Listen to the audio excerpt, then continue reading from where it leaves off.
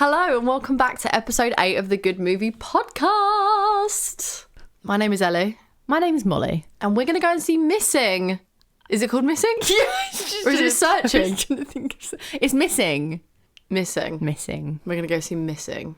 They missed a trick because the first one had Deborah Messing in it. And they could have called it Messing and Missing. But instead it was Messing and Searching. Oh. And we've changed from the Groovy Movie Podcast to the John Cho Fan Club for episode 8. I want you to cast your mind back to when you saw Searching for the first time. Yeah. And you loved it.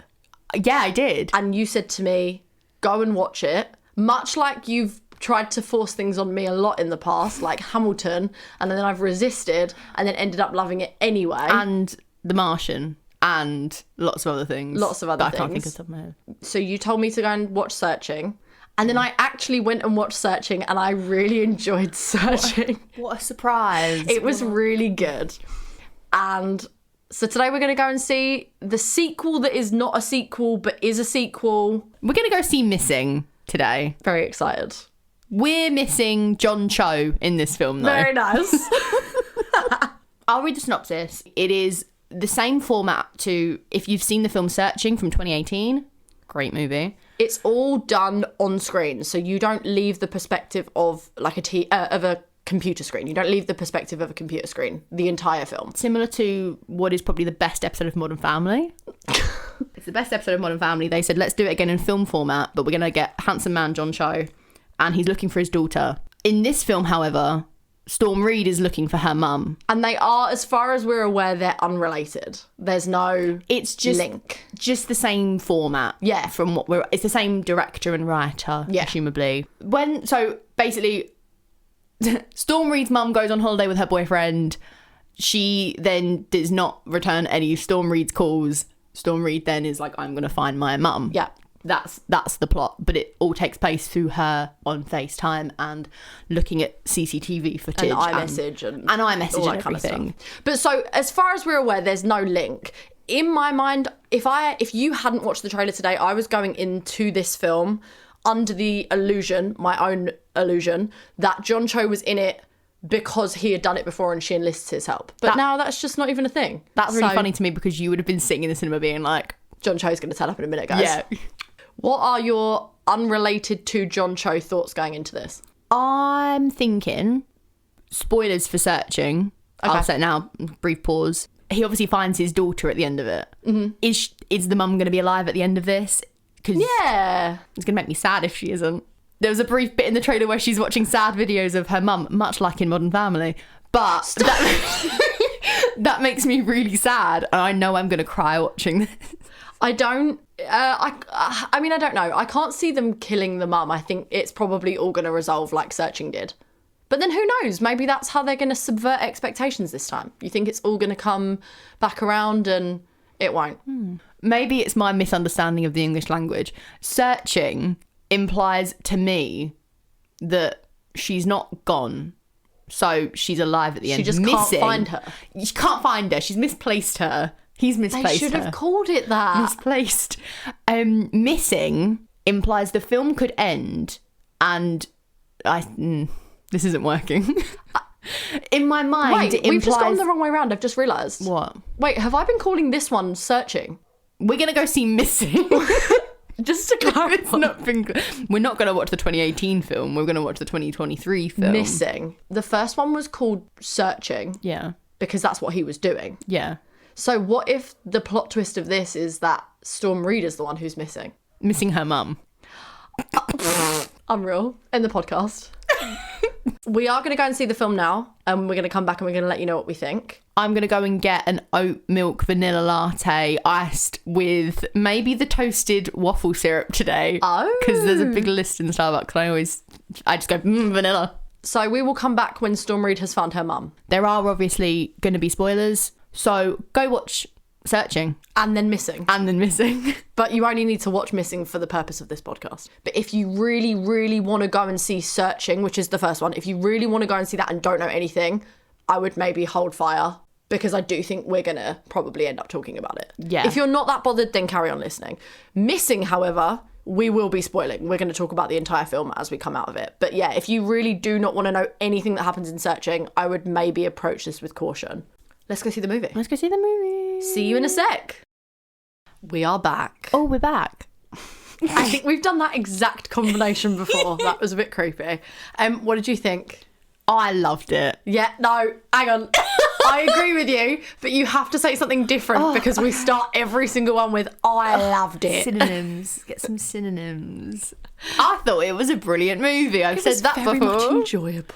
It was, yeah. I agree. I really, really enjoyed it. It was, having seen Searching, it was everything that I wanted from another film of that format. And I loved it. That format just does it for me. I love the screens. I think I'm just always impressed by it as well. Yeah. And that's like kind of from points I've got that I'm like, something would happen. I'm like, well, what are they going to do now? And they just kept topping up with just this cool element that it was on the screen. They just kept bringing bits in. They did. And I think you kind of suspend disbelief a little bit. I think if you wanted to go really like over the top of it, you could be like, why did she have FaceTime open the entire time? But it's just for the film. It's just for the film. It's just so we can see. If I look like Storm Reid, I would. That's totally fair. Do you have a point that you want to start with?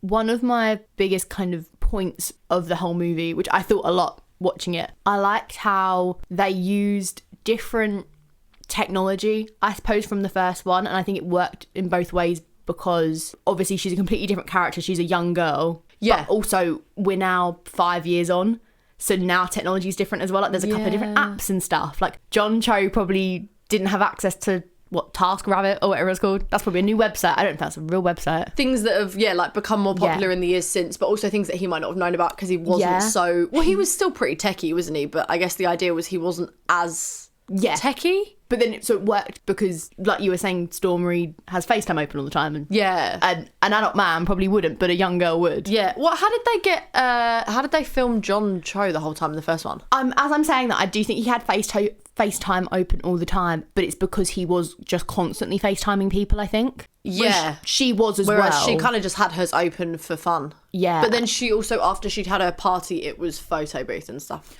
like that. But then also again with the party, it was all like Instagram and Snapchat stuff. Yeah. That's really cool. And then I like that little montage bit of it all where it would be someone's Snapchat but zoomed in on her. Yeah. That was really cool. I actually like that, not to jump to the end because we'll talk about the end separate, but the sort of big reveal when her dad came in and stuff like that.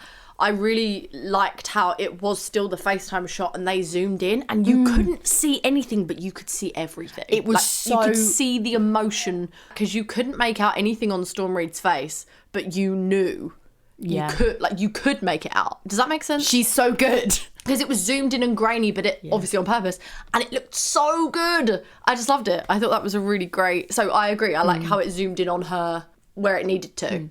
As well. Carrying on with that though, I like how that shot specifically when he comes in and they're both just standing there, obviously I guess is quite a plain shot in terms of how you'd frame it. Yeah, how you'd frame it. Yeah. But because it's on FaceTime, it just worked really well. But you couldn't really use that kind of shot anywhere else, maybe because it would look out of place. It would look maybe unpolished or something. Yeah. But it looked so good in this. It did look good. It was quite unsettling, I think, as well for some reason. It felt more real. It felt like you were actually watching something unfold and you're a bit like, ugh. I would like to say that I think Harvey deserved so much better. And while I do appreciate that she was going through a hard time, a very hard time, she was so rude to him just out of nowhere. And all he'd done was try and help her. And it broke my heart. And then he was so quick to accept her apology, obviously, because she was in a dire situation. But I just felt so bad for him. My poor guy. I loved him a lot. He was so willing to help. But I just wanted to get that out of the way that I felt. I felt like he was one of the best. He was the best part of it. I thought he was lovely.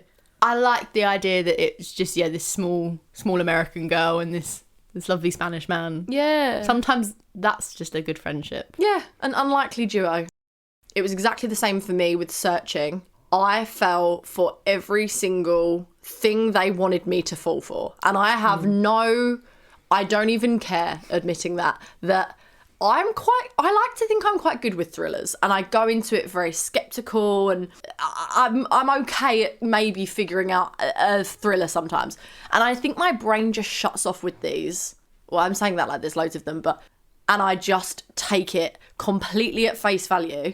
And so anytime they're like, here's another bit of information, I absorb it and it becomes my entire thought process until they give me something else. There is no, oh, well, I don't think that. No, I don't think that. I am so on board throughout this and searching. I was just so on board the entire time. The only time that I was like hanging back on something they'd said was, and I don't actually think it was even intentional. Like, I don't think they wanted you to believe him, but when the dad was like, she took you away from me, I was like, you're full of crap. There's no way. So that was the only time. And as I say, I don't think you were kind of meant to believe him at that point, because she immediately was like, no, I don't think so. But that was the only time that something was said and I was like, no, you're lying. Yeah. Other than that, anyone says anything, Heather, I was like, no, cheater. Get her out of here. I did. She fancies him and that's it. Don't doubt yourself, Ellie. You leant across at one point and went, Jimmy's suspicious. And then you kind of... That's true. But early on, and then I was on it a little bit and then I forgot. And then it came back and I was like, oh, well, Jimmy was suspicious, but it wasn't Jimmy. As soon as they said... Jimmy. As soon as there was a man, I can't remember what point it was at, but they were highlighting the driver. It was when they were saying, oh, it's on like the drive to the airport, I think. Yeah, to me, I was like, the driver is Jimmy. I did believe his story on the phone, but I was kind of like, that could just be Jimmy. You got, like, you know that there's going to be a twist. Yeah. So my brain still works with the twist, as I'm sure everybody does. But I just... Yeah, anything. I'm like, no. I agree. You're lying. I think I would be very easily led. Like, when things like this happen, I'm like, someone would then go, and they're the killer. I'd go, yeah. I'm not doubting Makes sense. Wrap it up. I'd be terrible in this kind of situation. They'd be telling me something happened, and I'd be like, oh, okay, I'm not going to dive any deeper. Oh. Storm Reid did, though. Yeah. Good for her. One of my favourite scenes was when she goes to Heather's office. When she goes to Heather's office, I just thought it looked really cool, like in the darkness with just the computer lights on and her like creeping about. Scary as hell. Yeah, I didn't fully see what happened to Heather because I got scared. She was not her. Someone was going to pop out, so I don't fully know what happened to her. I had my hands sort of a bit up at that point because I did think we were going to get. I thought Heather might have been knocked out and she sort of woke up at that point, or the bad person would have been in there. So I thought someone was going to jump out. For the concept of it being recorded on just her watch, like that angle was really cool and everything. I thought that was a really cool touch. I liked that a lot. It was cool. And I did think actually when the guy kept asking for his watch back, you're kind of like, where's the watch going to come in? What's going to be on the watch? Because I was thinking, what important information is going to be on the watch? Like, is it all going to tie back to the party and he's got something on that? But yeah, obviously it just ended up being her way of getting out in the end as well. Yeah. No, not the full end though. No. Cut out. Can't trust a battery, can you? I was looking a lot in the background because I remember watching someone's video of them saying in searching, I didn't pick up on it at the time of watching, I don't know if you did, in the background of all of his web browser and everything, there is a hidden story of an alien invasion. So I remember you telling me this, but I didn't know it at the time. There's news articles and stuff hinting at all this stuff going on, but I was looking in this one to see if I could see anything. But then because I'm obviously trying to be invested, I didn't want to look too much. Yeah. I did see, however, and I don't know if this is relevant, but I want to kind of claim it in case it is. Sure. There was one bit that said about a big power outage of some kind. I was like, okay. And then there was one at the end. There was quite a few listed. I remember seeing something about pregnant women watching thrillers, and I was like, that's not relevant. And then I caught another one that looked kind of, but I didn't clock it in time to read it, to quote it. But in case there's anything, I'm claiming that I saw it. Yeah, nice. The power outage could link if they're carrying on the alien subplot, or maybe they went for something totally different this time. I remember what one of them was. It was, which again maybe isn't actually anything now I'm thinking about it because it happened in real life, that jets saw a weird object floating in the sky. But that obviously works for both, whether or not it's accurate because we had that in real life, or it would work with the alien. I don't know. Yeah, that would be cool to know, actually. They'll obviously probably talk about it after it's been out for a while, but going off of what we're saying about in the background and things like that, I liked how realistic it was, and it was the same with Searching, but we both looked at each other and laughed when she hovered over the capture bus bit. Yeah. Because that is exactly what I do and what I know everybody does all the time. I'm like, is this still bus? Like when it's a traffic light and there's a tiny inch of a corner, is it still traffic light? Will it pass me if I don't press it? And I just thought that was really, really funny. Yeah. Also, having the same password for everything. Yeah. It was an advertisement for that, because you will be saved if you have the same password for everything. Or caught for a crime. Yes. But then I liked that it then didn't work at one point, but it was fine because she had his email anyway. Yeah. But I liked that it then was like, oh no, he has a different one for this one actually, because this is a big deal one. Exactly. He's smart enough. Kevin the Stallion. Aww.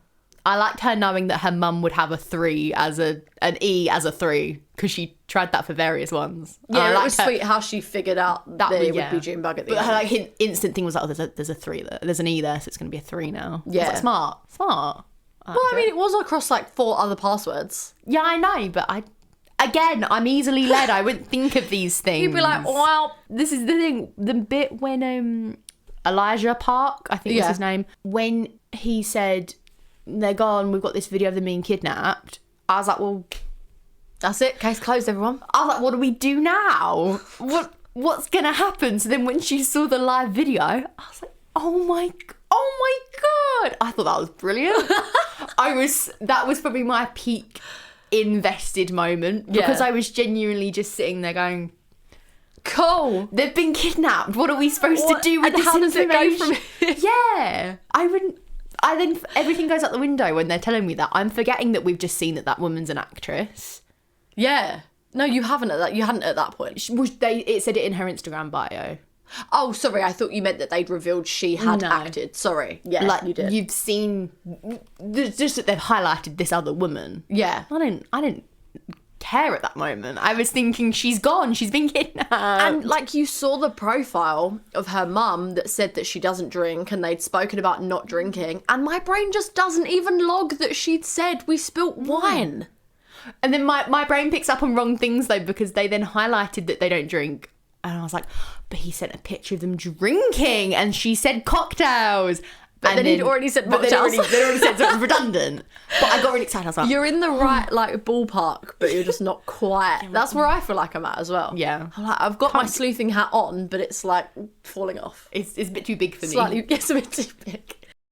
I feel just in general, I think everything tied up really nicely. Yeah. It feels as though, at least, from the first watch, I don't have any questions coming out of it. Everything feels that it was answered. Even then at the end when they brought in, just when they said her dad's alive, I was like, oh, Jesus Christ. I think my initial reaction to her dad being alive, I don't know that I was immediately, I feel like you might have seen me. I was a little bit like, oh no. But then I felt after, and how exactly like you just said, how it all came together, I really liked it. Obviously, it wasn't a nice story. It didn't end up being nice why he'd come back.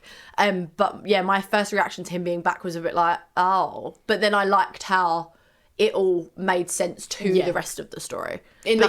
Storytelling sense, it all tied up. They wrapped it up all just exactly. It made sense. You know, it wasn't just a surprise, he's back. You know, he was back and it all made sense. But yeah, as an actual immediate appearance, I was like, what? Huh? Yeah. But yeah, it all worked out in the end. So I've just then, when they said that Jimmy, the location, and Kevin had been there, was that their old house? I could be completely corrected if I was wrong, because I might be misremembering, but I'm pretty sure the video that she then matched it up to, it said like their last trip. But also they didn't live there. They didn't live in California. They lived... I can't remember where they lived, but they moved to Los Angeles, didn't they? So they'd obviously taken a trip to Los Angeles. I think it said that house was about 5 hours away, if I remember reading. Sorry. Okay, sorry, not correctly. Los Angeles. When it said like how far he'd driven to get there. I think it was a while. I think you're right. I think it said 5 hours 12. It was, So she did a 5-hour drive in the boot. Oh. Like any period of time in the boot is horrible, but 5 hours. And the mum as well then would have had, she may have been... Yeah. Maybe even more. Because she went to LAX first. No, she didn't. Yeah? Somewhere along the way of LAX. Yeah. I've got a couple questions. A couple little questions just to mull over before we wrap up. How do you feel it compared to Searching? Did you like it as much as Searching? Do you like it more? I feel in a way maybe slightly more attached to John Cho in Searching. Okay. I couldn't tell you why. Maybe no, I don't really know why. I might start that again. That's fair though. If you just do. I want to rewatch Searching after this as well, because as I said, I haven't watched it in a very long time. I don't think story-wise or anything, I feel they feel quite even to me. Maybe it's just because I really like John Cho. I think I just felt very scared for him losing his daughter, and he just made me freak out a bit. I don't know. I'm now questioning loads because I'm now thinking of Searching more. Yeah, I mean, I watched Searching, I don't think it was that long ago. And in my mind, I was very excited for this, but I thought just naturally, I don't know if it's going to match up, because when you've seen the formula done, is it going to feel as exciting and as good this time? And for me, I think it was on par. I think if I were to rewatch one, I would probably want to rewatch Searching. But that is also probably because I've not seen that I've just seen Missing. So maybe that's just wanting to revisit that. But yeah. I agree with you in that I think I do slightly lean towards Searching. I can think about a moment in Searching and be like, oh, that's so good. I'll probably feel like this about Missing afterwards. As I say, I've obviously only just seen it. I've got fresh thoughts on it. Yeah. But I just think, there's something about Searching that I'm like, genius. That's fair. But then seeing people online being like, yes, cliche. What films are you watching? So. What are you watching? Oh! To half piggyback off of that, but also to half start a new point, would you want more of these? Do you want more of these? I think I could easily watch more of them. Kind of with what I was saying earlier, where you obviously have different characters, the way they use the internet differently. Yeah. And then also, again, with the passage of time, in like 2 years, I mean, there's a 5-year gap between these ones, however long they wanted to wait, things will be completely different. Yeah. So I think as long as there is a good mystery to it, excitement from it obviously comes from kind of these twists and what really has happened. I like watching it in this format. I'll always watch it in this format because I think they can always do it differently. So I'd always watch one. I really like it. That's a really good point. I liked when you said it earlier about that, different people approaching that format, different characters, so a younger character and older character. And obviously there are only so many demographics that you can use. What I find specifically about, I know we're now kind of going into the format, but I am getting to the sequel point. What I find specifically interesting about the whole through a computer screen is that I'm never bored. And I think that's why I like them. And I don't know whether there's actually a psychology behind that, because I feel like a lot of people feel that way. It being played out on a screen and you constantly moving between these elements of seeing Storm Reed's face, and then you're on a web page, and then you're looking at this, and then you're looking at this, and then you're on Google Maps, and it's so you don't linger on one thing for any extended period of time. The longest scenes were at the end, which were obviously the most important scenes. But all of the sort of action leading you to that final act is so fast paced because you're moving between everything. I don't think you could make it slow. And so I don't think it will ever be uninteresting. Yeah. So to round that back out to the question, I feel like I could watch a lot of these with just, like you said, different characters in a couple of years, different apps, different, not even necessarily different apps, but just like, TaskRabbit and things like that. That is technically an app, but yeah, I think it's got a lot of potential to kind of shift it into whatever story, like you said, as long as the basis story is good. I did want to say what you're saying though. It's never really slow. I did think that the film was, 111 minutes, I think you said. Yeah. Just shy of 2 hours. Yeah. That obviously is a long film to a point, not the longest, but it felt so action-packed. I equally didn't feel like I was sitting there for 2 hours, but then felt like so much had happened. Yeah, I actually caught myself about 20 minutes in, and I can't remember what was happening on the screen, but I actively thought to myself, like, wow, I'm fully engrossed in this already. Like, I was fully into it. Yeah. I wasn't thinking about anything else. I wasn't distracted by anything around me. And even when we see a film that I really, really like, I might, like, you know, occasionally flick my eyes to the row over, like, in my immediate vision, or, you know, whatever. You kind of just sometimes do. I was fixated on this. And that might sound dramatic, because this is not some crazy Oscar-winning drama, but there is just something about it that I love, and it just really works. What do you think then, going for what you're saying, you know, what we're saying with other characters, who would you like to see in this the is next what I one? was just thinking, because in terms of your other demographics, it's only going to be a really old person. But that would be fun to a point. It could be also really sad watching somebody struggle to use the internet. I think it would be fun in terms of a challenge for them to craft a good story there, because of the struggle they would have. But then you would have things excused, like if they left an app open like FaceTime, then it's not that weird, because they're older and maybe haven't noticed. Maybe that's the angle they take, is that rather than someone looking for them, it's how someone goes missing, because they have left themselves kind of open to stuff potentially, because they don't know what they're doing. And the world is so big on the internet. Get me in a writer's room. Trademark it. Copyright it? Not trademark it. Who would I like to see in it? You're casting your own film now? Maybe, I think Imelda Staunton. She's not really old enough. Oh. But I love Imelda Staunton. Do you think the writers of this film, because I'm assuming it was made obviously a while ago, do you think that they wanted to use Be Real? But do you think Be Real came out after they'd kind of made the film, and then they were like, damn it, Be Real would have made so much sense? That's fair, because they didn't seem like they used TikTok either. It was Instagram and Snapchat. No, she watched TikToks. She did watch she watched a TikTok of the woman holding up the sign that said, she someone did. picking up their friend or their mum from the airport or something. You're right, I take that back.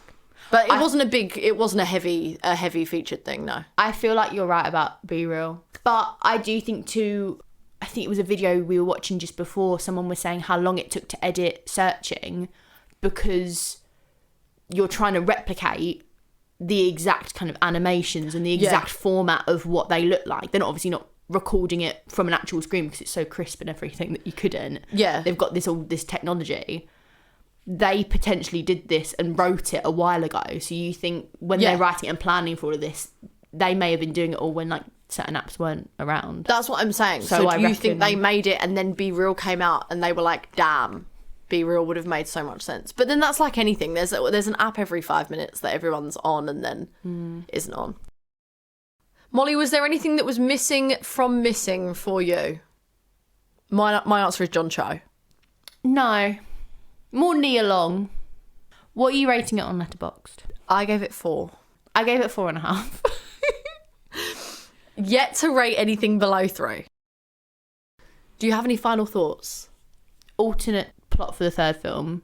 A baby who's gotten onto its mum's phone. Oh. And has too much access. Because I think those videos are very funny. Like a Genius baby? No, like when you see the baby, like they take the camera and they run down the hallway. But that for 2 hours. And they manage to like hack into a mainframe or something. And they find out, like they find a missing person they didn't know about. That's not going to happen. But that is Genius baby. Yeah. Even if they didn't mean it. It's Boss Baby live action. What we've all been waiting for. That's terrible. Other than that, no, I don't have any final thoughts, actually. That was a great final thought, Thank actually. you. That's all my thoughts. You've left us with a lot to think about. Good. I've given everyone a final thought. As always, guys, you can find us over on Twitter and Instagram at The Good Movie Pod if you want to talk to us about Missing. Love you lots. What's next on our list? Although last week we said Renfield and then we haven't seen Renfield, so actually this is a really unreliable way of finding out what you're going to get next. Guardians of the Galaxy at some point. Yeah, Guardians is coming up. We didn't do Ant-Man. We didn't end up chatting about Ant-Man, but we are going to do Guardians because it's a big deal. I feel like it's one that we need to cover. We need to cover the Guardians final hurrah and Will Poulter. I know what it's not going to be, and it's not going to be the Boogeyman, because that trailer scared me quite a bit. Thanks so much for listening, and we will see you guys next week. Bye. Bye, guys.